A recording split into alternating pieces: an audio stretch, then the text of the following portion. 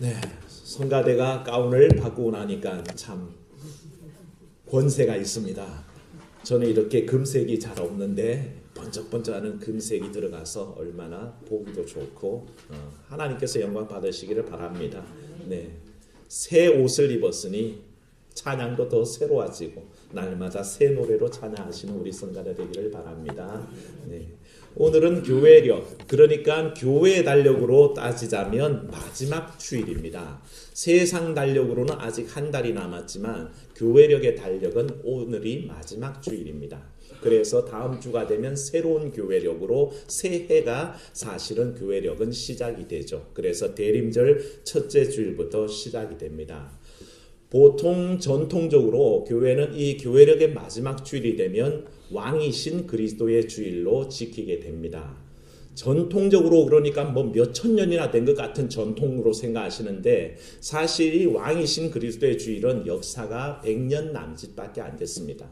그러니까 1925년도에 사실은 이 왕이신 그리스도의 주일이 만들어졌는데 그 당시 상황은 세계적으로 굉장히 독재자들이 성행하던 때입니다. 이탈리아 같은 거는 무솔리니가 정권을 잡고 자기를 스스로 칭하기를 두체, 이태리어로 두체, 최고의 통치자다 그렇게 자화자찬하며 자기를 최고의 통치자로 드러낸 때입니다. 그때 독일에는 누가 있었습니까? 히틀러가 있었죠. 히틀러가 온갖 폭력으로 전 세계를 위협할 때입니다. 이때에 전 세계 교회가 각성하기를 이 땅의 통치자는 참된 통치자가 없다는 것을 발견하고 오직 통치자는 누구십니까? 왕이신 그리스도를 고백하게 된 겁니다. 그래서 왕이신 그리스도의 주일은 우리 역사 속에서 오직 주님께서 나의 진정한 통치자이십니다. 이것을 고백하는 주일이요. 이 고백을 통해서 내 삶에 하나님께서 온전히 주장하옵소서. 주님만이 나를 다스리십니다. 주님 외에는 그 어떤 것도 나를 다스릴 수 없습니다 하는 고백이 바로 이 왕이신 그리스도의 주일의 참된 의미입니다. 뭔가가 우리 삶을 다른 것이 주관한다면 우리는 굉장히 어렵겠죠. 여러분 혹시 그 곱등이를 아십니까? 곱등이 잘 아실 겁니다. 습한 곳에서 꼭 귀뚜라미도 아닌 것이 메뚜기도 아닌 것이 풀쩍풀쩍 뛰어다니면 얼마나 징그러운지 우리 교회에도 살아요. 여기저기 많이 살아요. 아이들이 화장실 한번 갔다 하면 기겁을 내서 뛰어와서 아빠 뭐가 뛰어온다고 겁을 내면서 그렇게 막 얘기를 할 정도로 많습니다만 이것은 뭐 보기에도 흉물스럽지만 더 문제는 뭔지 이 곱등이 속에는 연갓이라는 기생충이 살고 있습니다. 회충 비슷하게 길쭉하게 이 연가시가 이 곱등이 속에서 기생하다가 숙주가 죽을 때쯤에 이 정신을 혼란하게 해서 물속으로 끌고 갑니다. 그래서 물속으로 뛰어들어서 자살하게 만든 다음에 왜냐하면 연가시가 원래 살던 생태가 물속이기 때문에 이 숙주가 죽게 될 쯤에는 유인해가지고 물로 뛰어들어서 자살하게 만들고 결국에는 그 곤충은 죽고 자기는 다시 유유히 빠져나와서 새로운 기생충에 들어간다는 거죠. 무서운 얘기죠. 공포스러운 얘기입니다. 이게 영화로도 만들어져가지고 연갓이라는 한국 영화가 있지만 그걸 보는 사람들이 되게 두려워하고 떨었습니다. 연가시에게 지배당하는 곤충이라고 한번 생각해 보십시오. 자기 이지가 없고 자기 정신이 없고 오직 연가시가 주장하는 대로 끌려가서 물에 폴짝 뛰어들어서 죽는 인생이라면 그런 곤충이라면 얼마나 서글프겠습니까? 그런데 곤충의 문제만 그런 게 아니란 것입니다. 성경을 보다 보면요. 예수님께서 변화산에 계실 때에 한 아버지가 아들을 데리고 왔는데 이 아들은 귀신 들린 아들입니다. 귀신이 들려 있어서 때때로는 이 아들을 불에도 집어던지고 어떤 때는 물에도 집어던져서 도저히 살 수가 없는 지경이 돼버린 거죠. 이 얘기를 가만히 보다 보면 이 아버지를 통해서 투영되는 모습이 있습니다. 누굴까요? 우리 하나님 아버지입니다. 하나님은 우리 자신의 거룩한 자녀들, 하나님의 자녀된 우리들이 하나님의 성령이 주장하는 삶이 아니라 세상의 헛된 것, 허망한 것, 거기에 주장되는 삶을 원치 않으시는 겁니다. 그래서 오늘 우리 이 주일에 하나님께서 날 다스리시옵소서, 오직 내 속에만 주님께서 계시옵소서 고백해야 됩니다. 사랑하는 여러분 속에 성령이 주장하는 삶이 되시기를 축원합니다. 아니 그러면 연가시는 곱등이를 주관할 수 있고 주관할 수 없고 귀신도 사람을 주관할 수 없으면 하나님이 나를 마음대로 조종하는 건 괜찮습니까? 라고 묻는 분이 혹시 있습니다. 괜찮습니다. 왜냐하면 인생이 완전해지는 것은 하나님의 성령이 나를 다스릴 때입니다. 왜 그런지 아십니까? 하나님께서 사람을 지으신 다음에 흙으로 다 빚으시고 마지막에 불어넣으신 게 뭡니까? 그 코에 생기를 불어넣으셨습니다. 생기가 뭐죠? 성령입니다. 하나님의 영입니다. 그래서 인간이 완성되려면 사실은 우리 속에 누가 계셔야 됩니까? 성령이 계셔야 됩니다. 그래서 성령께서 내 속에 찾아오셔서 나를 주관하실 때는 내가 혼미하고 정신없는 사람이 되는 게 아니라 오히려 온전해지고 완성되어지는 삶을 살 수 있다는 걸 알아야 합니다. 그러니 사랑하는 여러분, 이 왕이신 그리스도의 주에 오직 주께서 여러분 속에 찾아와서 주관하시는 삶이 되시기를 축원합니다. 오늘 말씀은 우리가 알다시피 다니엘서입니다. 다니엘서는 예언서죠. 구약의 다른 예언서들, 즉 이사야나 예레미야보다 묵시적인 성향이 강하다. 계시적인 성향이 강합니다. 그래서 중간중간에 다니엘이 보는 환상이 자주 등장하고요. 오늘 말씀도 보면 7장 전체가 네 짐승의 환상에 관한 얘기입니다. 그래서 7장 오늘 읽은 말씀 앞에는 네 짐승의 환상이 있고 오늘 읽은 말씀 뒤쪽에는 이 환상에 대한 해석이 들어가 있는 것이 7장 전체입니다. 그런데 이 말씀 중에 딱 이 부분을 떼어서 하나님께서는 이 짐승들이 주관하는 삶이 아니라 오직 하나님이 주관하시는 삶을 살도록 우리에게 권면하고 있다는 것입니다. 그래서 이 다니엘서가 묵시적인 성격이 있다는 것은 그 당시의 역사를 반영하지만 또다시 미래적인 예언도 포함되어 있다는 것을 우리가 전제를 두고 생각해야 됩니다.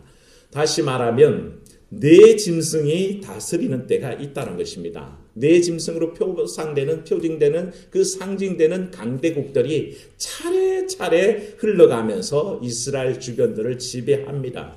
그리고 그것은 강대국이요 또한 그 왕들을 상징하죠. 차례대로 얘기하자면 사실은 바벨론, 메데, 바사 그리고 헬라 제국이 연이어 지배하던 때를 나타내고 있습니다. 근데 이 짐승들에 관해서 묘사하기를 오늘 말씀에 읽지는 않았지만 오늘 7장의 4절 말씀 보십시오. 첫 번째 짐승은 어떤 모양입니까? 사자 같다 그랬습니다. 그리고 사자같이 포악한데 뭐가 달렸어요? 독수리 날개가 달려있다 그랬습니다. 사자처럼 포악한데 날개까지 달고 있으니 얼마나 흉악한 짐승이겠습니까? 두 번째 짐승을 보십시오. 5절에는 뭐와 같은 존재라 그랬습니까? 곰 같은 존재가 있다라 그랬습니다. 이 짐승은 많은 고기를 닥치는 대로 잡아먹는 짐승입니다. 사람이건 가축이건 무자비하게 뜯어먹는 존재로 드러나는 것을 보게 되고요. 세 번째 짐승은 6절에 나와 있습니다. 뭡니까? 표범 같은 존재라 그렇습니다. 역시 많은 새의 날개 같은 것을 달고 있고 날개도 내쉬고 머리도 내딸린 무시무시한 모습이죠. 네 번째 짐승은 7절에 나와 있습니다. 뭡니까? 무섭고 놀라우며 매우 강하여 쇠로 된 이가 있어 먹고 부서뜨리고 나머지를 발로 밟는 짐승이란 것입니다. 한마디로 이 네 짐승들 우리가 다 보지만 바벨론, 메데, 페르시아, 헬라 제국 상징되는 이 제국들은 포악합니다. 강성해 보이고 뭔가 위대해 보이지만 실상은 그들의 통치라는 게 얼마나 무섭게 짝이 없고 공포스럽고 전율스러운지 모른다는 것입니다. 그런데 이 짐승들로 대변되는 이 삶이 주장하는 삶이 사실은 누구의 모습일까요? 우리의 모습입니다. 우리의 삶 속에 여러 것들이 다스리지만 우리에게 영원한 기쁨과 평안을 주는 다스림은 사실은 없다는 것입니다. 전부 우리를 무섭게 하고 고통스럽게 하고 힘겨운 삶으로 종료하고 있는 것이 사실은 주님 외에 다스린 것들이란 것이죠. 마치 세상 쾌락과 돈에 지배당하는 삶, 권력에 지배당하는 삶, 헛된 지식에 눌려 사는 삶, 이 모든 인생의 모습이 여기에 담겨 있습니다. 성경에는 이런 헛된 것들에 지배당하는 삶에 대해서 자주 말씀하고 지배당하는 삶을 지적합니다. 예수님께서 어느 날 수가성에 들어갔어요. 거기에서 사마리아 여인을 한 명 만납니다. 이 여인의 삶은 참 재밌는 것이 이미 남편이 5명이나 있었고요. 지금 또 다른 남자와 살고 있지만 남편은 아니라고 합니다. 그러니까 이 여인이 평생 살면서 남자에게서 뭔가 의미를 찾지만 사실은 이 남자들이 아무것도 채워줄 수 없는 인생을 사는 겁니다. 세상 쾌락을 찾지만 실제로는 아무런 만족이 없는 삶을 살아가는 그 인생을 대변한다는 것이죠. 여러분 아실지 모르겠지만 모파상이 지은 여자의 일생이라는 책이 있습니다. 이 소설을 읽어보면 주인공 잔느가 자기의 상황에 따라 어떤 삶에 의지하는 바가 나타나는데 잔느는 어릴 때 아버지의 그늘 속에 살아갑니다. 그런데 나이가 들면서 이제 결혼을 하게 되면 누구 그늘에 들어갈까요? 남편의 그늘 속에서 사는데 이 남편도 자기를 행복하게 해주지 않습니다. 억압하는 구조죠. 고통스럽게 합니다. 이 남편도 정말 힘들게 알다가 행복하지 못한 결혼 생활을 보내다가 결국엔 이 여인에게 남겨진 것은 아들 하나입니다. 아들에게 희망을 걸고 살아가는데 이 아들의 그늘 속에 또 묻혀 들어가는데 이 아들은 또 착하냐? 그렇지 않습니다. 온갖 남봉꾼짓을 하면서 방탕한 생활로 집안을 흔들어대는 존재로 이 아들이 나타납니다. 그리고 결국에는 마지막에 이 아들이 아기 하나를 어머니에게 안겨주고 이제 사라져 가는데 이 마지막 손주를 들고서는 이 잔느가 얘기합니다. 참 인생이라는 것은 그리 좋은 것도 아니고 그리 나쁜 것도 아니네 라는 허무한 얘기를 하면서 이 얘기는 끝나버리죠. 이 얘기는 19세기의 여성들의 삶을 반영하고 있습니다. 남자에게 지배당하는 삶, 남성 위주의 삶 속에 여인의 인생에 관한 고찰들이 담겨 있지만 사실은 이 말씀드리는 게 어떤 인생 속의 쾌락을 목표 삼으나 남자를 자기의 인생의 어떤 그늘 안식처로 삼으나 모두 다 허망한 것들이란 것이죠. 뭔가에 목을 메고 살아가지만 결국은 그것이 행복을 가져다 주지 않더라는 것입니다. 그거 가만히 보면 맞거든요. 아버지도 별로 나에게 희망스럽지 않았고 남편도 별로 왼수덩어리 같고 이 아들이라고 생겼는데 이것도 왼수덩어리네요. 이런 삶이 되면 참 그야말로 대략 난감하죠. 니고데마로라는 사람이 있었습니다. 산헤드린 공회원입니다. 그는 많은 것을 가졌습니다. 지적으로도 권력으로도 부로도 모든 것을 갖고 있는데 당대 사람들 중에 빠지는 게 없는 사람이죠. 그럼에도 불구하고 그 인생에서는 언제나 허무함이 있습니다. 내 삶의 목적이 뭘까? 나는 도대체 뭘 위해서 살아왔나? 그러다가 예수님 소식을 듣죠. 그래서 예수님 앞에 나와서 결국에는 예수님의 그 삶이 하나님께로부터 오지 않으면 도저히 올 수 없습니다. 고백했더니 예수님께서 말씀하시기를 충격적인 얘기를 합니다. 사람이 거듭나지 않고는 하나님 나라를 볼 수 없다라고 말씀하는 거죠. 이 니고데모 입장에서는 충격적입니다. 그래서 물어봅니다. 자기 상식에서는 이해가 안 되니까 그러면 사람이 어떻게 어머니 뱃속에 들어갔다가 다시 나오는 겁니까? 주님 그 얘기 하시는 겁니까? 사람이 거듭나지 않으면 하나님 나라를 못 본다 그러는데 그럼 우리가 그 뱃속에 들어갔다가 다시 나와야 되는 겁니까? 물었더니 주님께서 그게 아니라고 얘기하십니다. 오직 물과 성령으로 거듭나지 않고는 하나님 나라를 볼 수 없다 이렇게 말씀해 주시죠. 그리고 깨닫도록 말씀하시는데 이 니고데모를 향한 이 말머리가 결국에는 여러분이 잘 알고 계시는 하나님이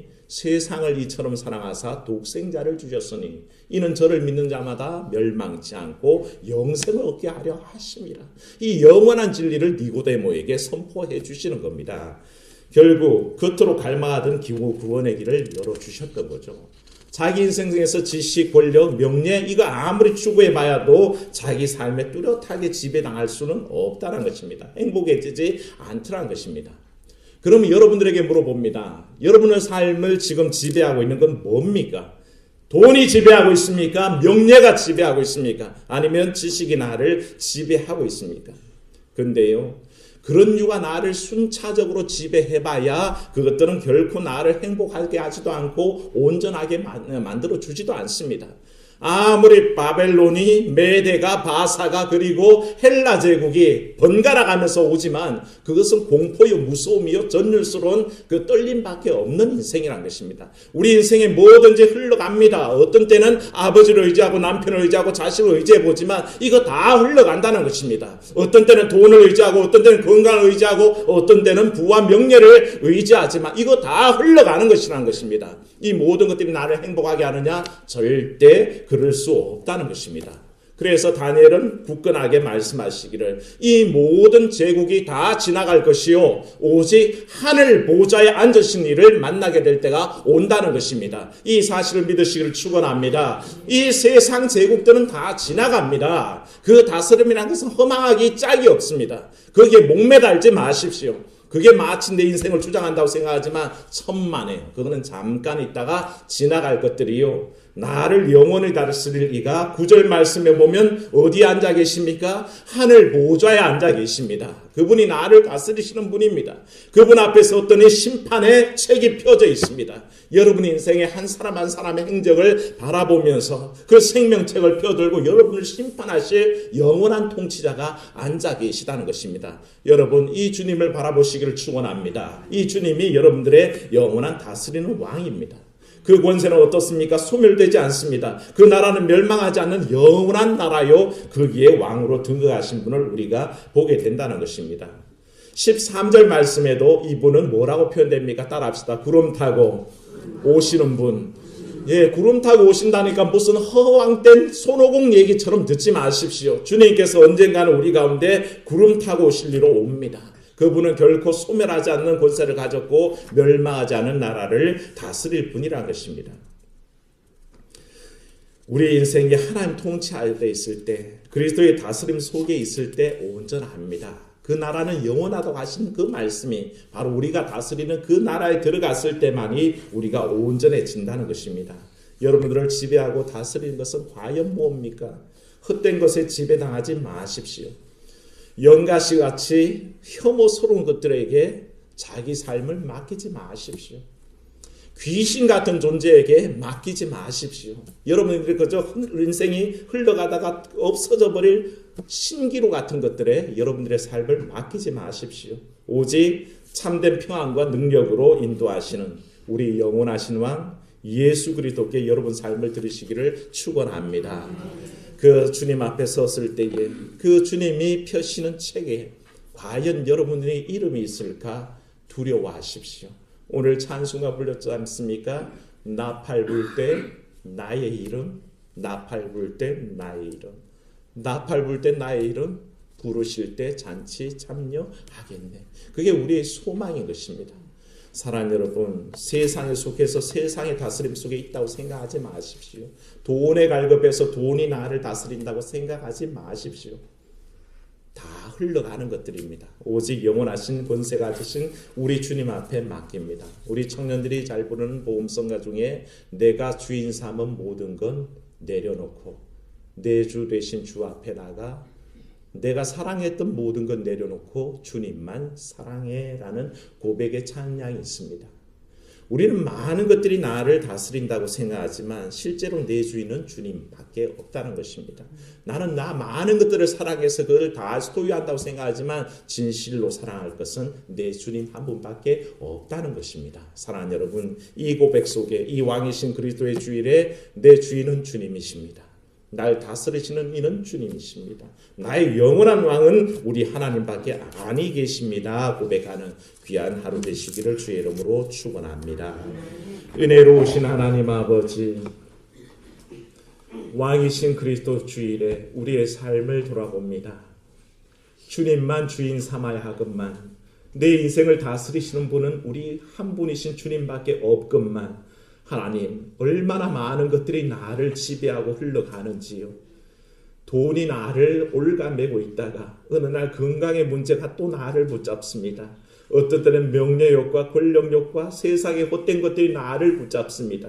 이 모든 것들이 다 지나가고 흘러갈 것들에 불과한데 참으로 나라들이 바벨론이 일어나고 메대가 일어나고 바사가 일어나고 또다시 헬라가 일어나듯이 그렇게 흘러갈 것에 불과한데도 우리는 아버지 하나님 그것이 영원할 것처럼 거기에 지배당할 것처럼 주인 삼으려고 합니다. 이 어리석은 모습을 용서하여 주시옵소서. 아버지 나를 허황되게 하고 나를 혼란스럽게 하고 내 정신을 갉아먹는 참으로 아버지 인생의 연가시 같은 존재, 귀신 같은 존재들 다 물리치게 하시고 나를 오직 온전케 하시는 성령님만 모셔드리며 왕이신 주님만 모셔드리는 그런 귀한 결단이 있도록 도와주시옵소서. 그래야 알파와 오메가이신 우리 주님, 내 삶이 시작할 때도 주님 붙들고 시작하게 하시고 내 삶이 맞춰질 때도 우리 주님만 붙들고 맞춰지는 시간 되게 하여 주시옵소서. 사랑하는 우리 성도들 축복하며 기도합니다. 하나님, 하루를 열 때 기도하고 시작하게 하시고 하루를 마치면서 기도하게 하여 주시옵소서. 참으로 아버지 하나님, 사무실에 나가서 기도하고 일할 일을 시작하게 하시고 아버지 하나님, 퇴근하면서 기도하게 하여 주시옵소서. 사업장에 나가서 문을 열면서 기도하게 하시고 그 문을 닫으면서 하나님 함께 해주셨음을 감사하며 기도하게 하여 주시옵소서. 거래처를 만날 때 아버지 하나님 바이어와 상담하며 기도하고 시작하게 하시고 마치면서 기도할 수 있게 하여 주시옵소서. 그 나의 모든 삶을 주님께서 인도하시니 오직 주님께서 내 속에 오사 다스리시고 인도하여 주시옵소서. 이 귀한 고백이 우리의 삶의 날마다 있도록 주여 도와주옵시옵시며 우리 삶의 온전하신 주님, 주인이신 왕이신 주님만 바라보도록 인도하여 주시옵소서. 주 예수님 이름으로 기도하옵나이다. 아멘.